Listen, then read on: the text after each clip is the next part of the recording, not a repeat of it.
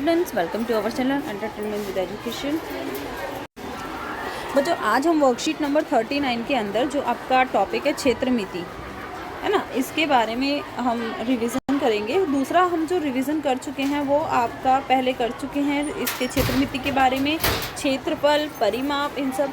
आज हम इस वर्कशीट के अंदर सारे के सारे एक साथ कुछ आकृतियों के आकार, उनके गुणधर्म, उनका परिमाप और क्षेत्रफल, आपको इस वर्कशीट के अंदर पूरी एक टेबल दे दी गई जिसमें आपको विभिन्न आकृतियों के वर्ग के मतलब आकृतियों के क्षेत्रफल और परिमाप एक साथ दिए गए हैं। तो चलिए स्टार्ट करते हैं। देखिए, सबसे पहले आपका क्या है, हम ये आकृतियाँ अपने आसपास देखते हैं, है ना। कुछ आकृतियाँ तो बहुत आसान होती हैं, कुछ बहुत ही कॉम्प्लिकेटेड यानी कि बहुत ही जटिल होती हैं, है ना। तो कुछ आकृतियों को हम ज्यामितीय आकृति भी कहते हैं। देखिए बच्चों, जैसे कि पहली आकृति है, ये एक बंद आकृति है, ठीक है। इसका परिमाप क्या होगा, a + b + c। परिमाप क्या होता है, परिमाप होता है जैसे कि आपका एक बंद आकृति के चारों ओर चली गई कुल दूरी, वो होता है आपका परिमाप, ठीक है। त्रिभुज क्या है, 3 भुजाओं वाली एक बंद आकृति, तो इसमें 3 भुजाएं हैं इसीलिए इसको त्रिभुज बोला जाता है। गुणधर्म क्या है, 3 रेखाखंड की बंद आकृति।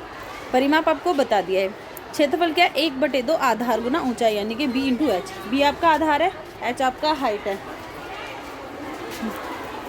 इसके बाद आपका ध्यान से देखिए यहाँ पर, तो जो आपका बेस है और ये आपका हाइट है, ये आपका 90 डिग्री का कोण बना रहा है। यहाँ पर एक लंब है, तो जहाँ पर लंब होता है तभी आप उसमें आप जैसे समकोण त्रिभुज में ही आप ये वाला त्रिभुज का क्षेत्रफल का एरिया फॉर्मूला लगा सकते हो, ठीक है। चलिए, ये आपका दूसरी फिगर क्या है, ये एक वर्ग है। वर्ग की क्या क्या गुणधर्म है कि इसकी जो 4 भुजाएं हैं वो आपस में सारी बराबर होती हैं और प्रत्येक जो कोण होता है वो 90 डिग्री का होता है।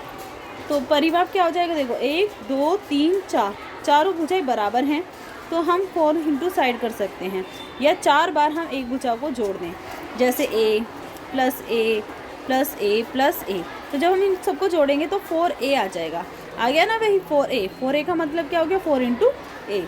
तो ये हमारा परिमाप हो गया। एरिया क्या होता है आपका, सेम है, इसका लंबाई गुना चौड़ाई, लंबाई भी a है और आपकी चौड़ाई भी a है, तो क्षेत्रफल कितना हो गया, a²। आपको क्लियर हो गया होगा। इसके बाद है आपका आयत। आयत में भी आपका क्या होगा, पहले आयत में आमने सामने की 2 भुजाएं आपस में बराबर होती हैं, कोण सारे के सारे 90 डिग्री के होते हैं, ठीक है। और जो परिमाप क्या होगा, क्योंकि 2 भुजाएं a समान होती हैं तो 2l हो जाएंगे + 2b हो जाएंगे, 2 लेंथ और 2 ब्रेथ, 2 कॉमन लिया, l + b।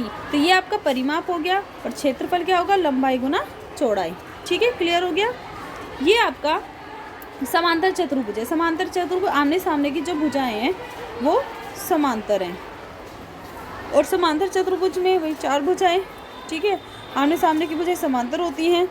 इसका जो परिमाप है वो भी यही होगा, 2 गुना ab। एक है वो, ये एक लेंथ है और एक ब्रेथ है।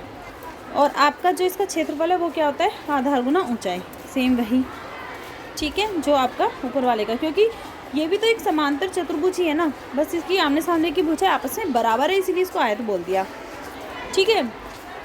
इसके बाद है आपका समचतुर्भुज। समचतुर्भुज का मतलब क्या होता है बच्चे, आपकी ना चारों भुजाएं तो बराबर होंगी, लेकिन दोनों भुजाओं के बीच में जो कोण होगा, जो कोण होते हैं वो 90 के नहीं होते। हाँ, उनके जो विकर्ण हैं, ये जो 2 विकर्ण हैं, इन विकर्ण के बीच में जो कोण होता है आपका यहाँ पर, वो आपका 90 डिग्री का होता है, ये इसकी पहचान होती है।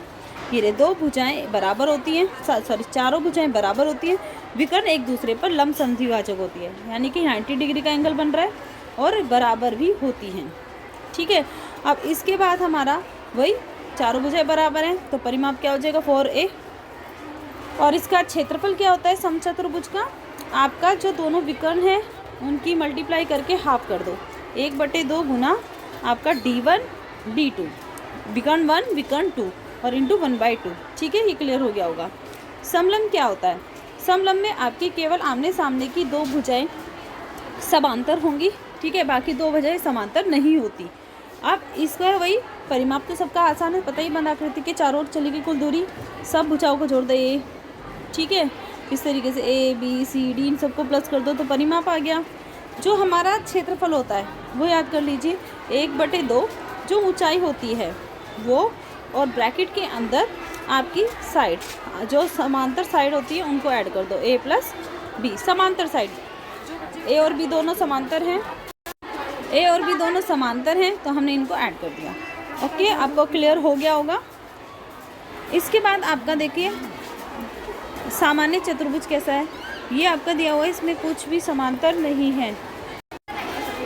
इनमें ये बच्चों आपके जो सामान्य चतुर्भुज है, इसमें क्या है, कुछ भी ऐसा नहीं होगा कि समांतर होगा, ठीक है, सब अलग अलग साइडें होंगी, और आपका बस इतना है कि 4 भुजाओं से घिरी हुई आकृति, चाहे वो किसी भी शेप की हो, ठीक है।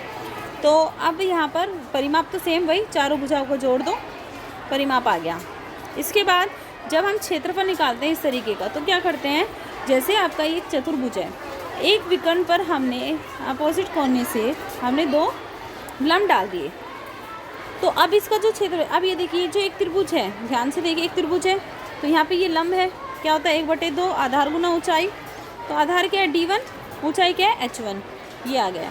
अब इसी तरीके से ये जो दूसरा त्रिभुज है, इसमें भी आपका जो आधार है वो आपका क्या है d1 है, और ऊंचाई क्या है h2 है, ठीक है। हमने ये 1/2 d1 दोनों में कॉमन था, क्योंकि एक ही भुजा पर लंब थे, हमने वो कॉमन ले दिया, तो क्या फॉर्मूला बन गया 1/2 d1 ब्रैकेट में h1 प्लस h2। ओके, ये आपका एक वृत्त है। वृत्त क्या है, एक निश्चित बिंदु से समान दूरी पर स्थित बिंदुओं के बीच का बिंदु पर। इसके बाद है हमारा जो आपका परिमाप है वो यही है आपका 2πr, ठीक है, 2πr हो गया। और इसके बाद जो हमारा क्षेत्रफल है वो हाँ πr²। आई थिंक बच्चों आपको क्लियर हो गया होगा। समझ आया तो लाइक ज़रूर कीजिए, सब्सक्राइब कीजिए और अपने बाकी फ्रेंड्स को भी शेयर कीजिए। थैंक यू बच्चों।